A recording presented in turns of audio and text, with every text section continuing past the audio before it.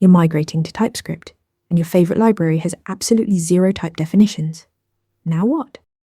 Your first stop is DefinitelyTyped, a massive community-maintained repository with type definitions for thousands of popular packages. Install them using npm install --save dev, then @type / the package name. For example, @type /low- or @type /express.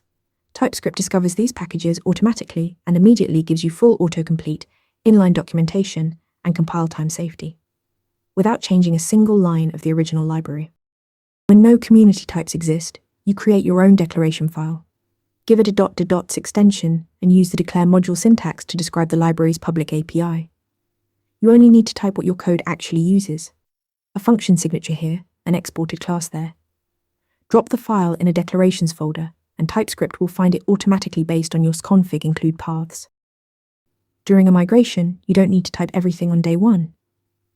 The anytype is a valid escape hatch for untyped values, and /@ease ignore suppresses a specific line error. Treat these as scaffolding. Mark each one with a todo comment so you circle back and type it properly. In your tsconfig, skipLibCheck skips type errors inside node module declaration files, and typeRoots points TypeScript at your custom type directories. And if you write solid types during the process, consider contributing them back to DefinitelyTyped. The whole community benefits. Check DefinitelyTyped first, write a .do.dis declaration file for anything that remains, and treat any and @ignore as stepping stones, not permanent solutions. Subscribe for more TypeScript deep dives. Want to nail questions like this in your next interview?